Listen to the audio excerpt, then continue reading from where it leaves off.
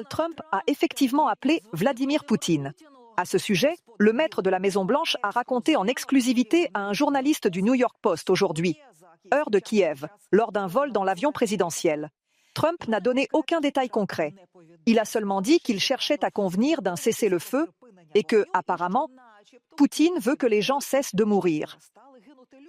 À ce moment-là, j'éprouve de l'ironie et de l'inquiétude, car il est probable que cette conversation n'était pas la seule. À la question précise du journaliste sur le nombre de fois qu'il avait parlé à Poutine, Trump a répondu littéralement « Je ferais mieux de ne pas le dire ».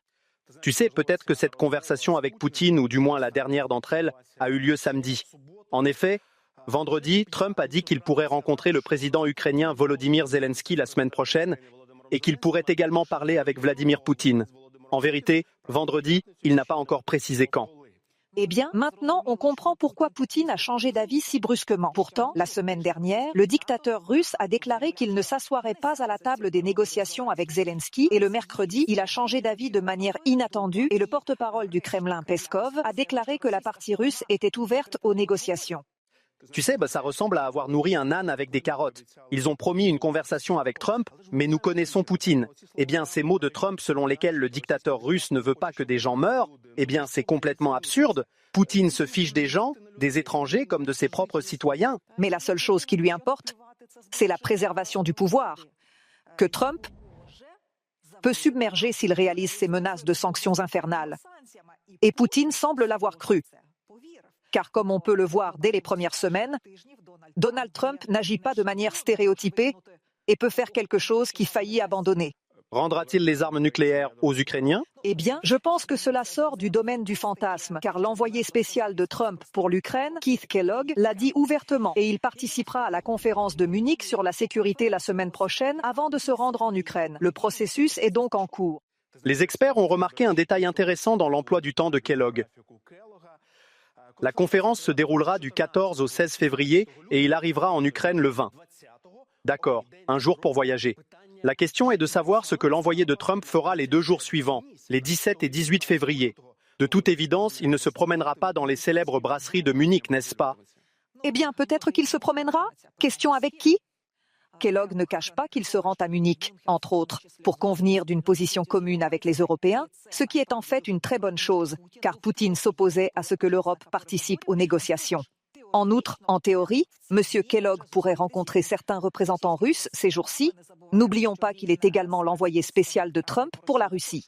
Eh bien, peut-être qu'il ne rencontrera pas seulement les Russes, car un tournant intéressant est survenu ici.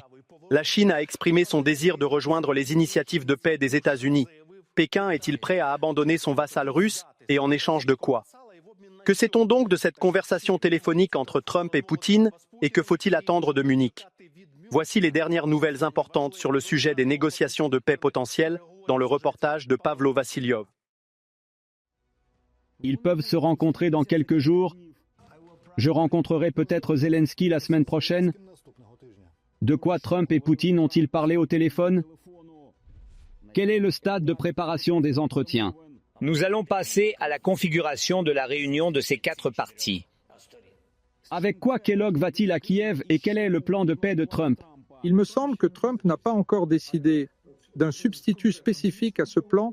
OTAN ou nucléaire ? Quelle garantie de sécurité Kiev exige-t-elle ? Qu'est-ce que nous protégera de ce mal ? Les faits de la semaine ont analysé tous les signaux de Moscou, Washington et Kiev avant d'éventuelles négociations. Des déclarations sensationnelles et des signaux diplomatiques inattendus.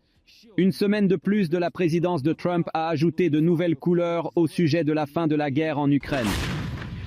Mais comment vous sentirez-vous assis en face de Vladimir Poutine ? Vous pensez que vous pouvez le faire ? Comment vous sentez-vous ? Si c'est la seule configuration dans laquelle nous pouvons apporter la paix aux citoyens de l'Ukraine et ne pas perdre de personnes, alors nous opterons certainement pour la configuration d'une réunion de ces 4 parties. Qu'importe ce que je ressens pour lui, je ne le traiterai pas bien de toute façon, et pour être honnête, je le considère comme un ennemi. Pendant ce temps, Moscou opère également un virage à 180 degrés. La semaine dernière encore, Poutine assurait qu'il ne parlerait pas à Zelensky parce qu'il était illégitime, et le Kremlin mettait en avant le thème de la réélection, qui lui était favorable. S'il veut participer aux négociations, j'identifierai des personnes qui pourront négocier avec lui, s'il vous plaît. Aujourd'hui, son porte-parole Peskov déclare que le Kremlin est prêt à négocier avec Zelensky. Les menaces de Trump ont-elles fonctionné? Peut-être parce que Trump a commencé à avertir que s'il n'était pas d'accord, il pourrait y avoir des moyens de pression sur la Russie. Et peut-être que Poutine, qui est clairement désireux de rencontrer Trump, ne veut pas que cette rencontre soit perturbée. Il a peut-être décidé qu'il était temps de changer de tactique. Donc, en ce sens, le fait que la Russie ait accepté de négocier, oui, il y a un progrès. Mais ce n'est pas si simple. Cette avancée pourrait avoir été influencée par l'entretien téléphonique de Trump avec Poutine. En fin de semaine, lors d'une interview à bord de l'avion Nihiro 1, Donald Trump a déclaré avoir parlé à Poutine. Il n'a pas précisé combien de fois. Je préfère ne pas le dire. Le Kremlin n'a ni confirmé ni infirmé cette conversation. Trump lui-même a réaffirmé qu'il avait un plan spécifique pour mettre fin à la guerre, mais n'en a pas révélé les détails. Pendant ce temps, le représentant spécial de Trump, Keith Kellogg, a envoyé un signal aux Russes. Il a déclaré que Donald Trump était prêt à doubler les sanctions contre la Russie, notamment dans le secteur de l'énergie, si Poutine continuait à faire la sourde oreille. Les sanctions ne fonctionnent que pour un niveau 3 sur une échelle de 1 à 10.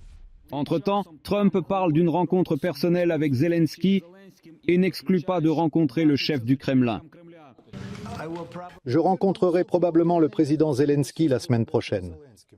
Avez-vous l'intention de rencontrer le président Poutine? C'est possible. Nous avons toujours eu de bonnes relations. Les signaux ont été envoyés. Les parties sont censées être prêtes à s'asseoir à la table des négociations, mais un plan est nécessaire. Selon les médias, Kellogg était censé le présenter d'abord à la conférence de Munich sur la sécurité et l'apporter ensuite à Kiev le 20 février. Cependant, c'est une autre personne qui présentera le plan, a déclaré Keith lui-même. La personne qui présentera le plan de paix est le président américain, pas Keith Kellogg. Nous serons impliqués. Nous l'aiderons dans cette tâche. Il me semble que Trump n'a pas encore décidé d'un substitut spécifique à ce plan, je dirais un équilibre de concessions en direction de la Russie et de l'Ukraine, et un équilibre des positions clés, parce qu'il faut vraiment un équilibre. Ce qui sera réalisé lors des rencontres avec les Européens sur les terrains de Munich, comme l'a annoncé Kellogg, et lors de sa visite en Ukraine. Tout d'abord, ce qui m'intéresse, ce n'est pas un plan de tel ou tel État. Et surtout, nous, Ukrainiens, et sans nous, il ne peut certainement pas y avoir de plan pour mettre fin à la guerre sans l'Ukraine, car la guerre est en Ukraine. Et c'est pourquoi je vais parler. Nous discutons déjà avec nos collègues américains. Mais que pourrait contenir ce plan? Les sources de Bloomberg affirment qu'il inclut un gel du conflit.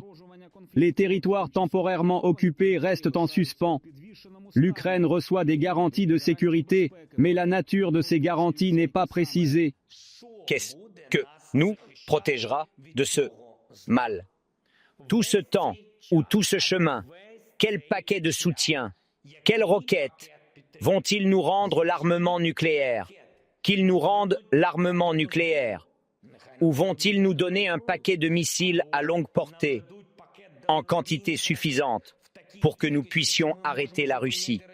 L'Ukraine comprend que les garanties de sécurité sont essentielles. C'est peut-être la raison pour laquelle Zelensky fait monter les enchères sur les armes nucléaires. Nous devons être tout aussi proactifs et déclarer, y compris à voix haute, nos lignes rouges.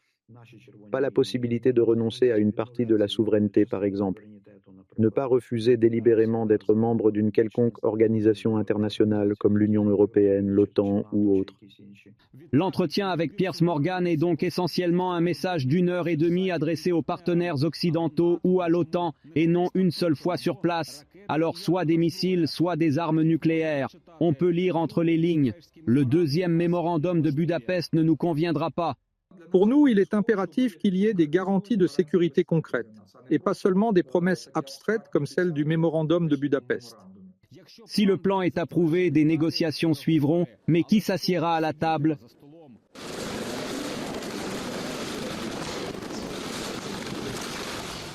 Zelensky et Poutine se sont rencontrés pour la première et dernière fois en décembre 2019 lors d'une réunion des 4 de Normandie. Ils étaient alors accompagnés du président français et de la chancelière allemande. Aujourd'hui, l'Ukraine propose le même nombre de participants, mais dans une configuration différente. L'Ukraine et la Russie restent inchangées, les États-Unis sont le 3e membre et l'Union européenne le 4e. Telle est la proposition de Zelensky, mais Poutine l'acceptera-t-il? Ils peuvent croire qu'ils sont seuls et que l'Ukraine et 2 de ses alliés sont contre eux. D'ailleurs, dans ce contexte, ils peuvent affirmer que la Biélorussie ou, par exemple, la Chine devraient participer aux négociations. La position de la Chine est considérée comme l'une des plus décisives. Le camarade Xi considère la guerre russo-ukrainienne comme un élément de la confrontation globale entre Pékin et Washington, et il est actuellement bénéfique pour la Chine de résoudre toutes les questions controversées avec les États-Unis. La Chine est donc déjà dans une situation infaillible, contrairement à ses autres. Si les négociations échouent, c'est l'administration Trump qui échouera en premier lieu. L'essentiel est qu'il s'agisse d'un échec. S'ils réussissent, la Chine ouvrira des opportunités de négociation similaires ou analogues avec les États-Unis sur Taïwan, la mer de Chine méridionale et d'autres sujets. Mais outre le facteur russe, il y a aussi le facteur de Koursk, qui deviendra évidemment un élément de négociation lors des entretiens. Vendredi, le président ukrainien a annoncé une nouvelle offensive des forces armées ukrainiennes et une avancée de plusieurs kilomètres. Les chaînes ennemies font également état de l'offensive de l'armée ukrainienne dans la région de Pokrovsk. La Russie ne se prépare pas réellement aux négociations, mais ces déclarations ne font que lui jeter de la poudre aux yeux, a déclaré Volodymyr Zelensky. Poutine est déterminé à poursuivre la guerre, car selon nos renseignements, il crée de nouvelles divisions et augmente l'armée de 100 000 soldats. Il renforce également la coopération avec la RPDC et développe la production militaire. Pendant ce temps, l'Institut américain pour l'étude de la guerre rapporte que le Kremlin se prépare déjà à un conflit avec l'OTAN. Pavlo Vassiliev, fête de la semaine, ICTV.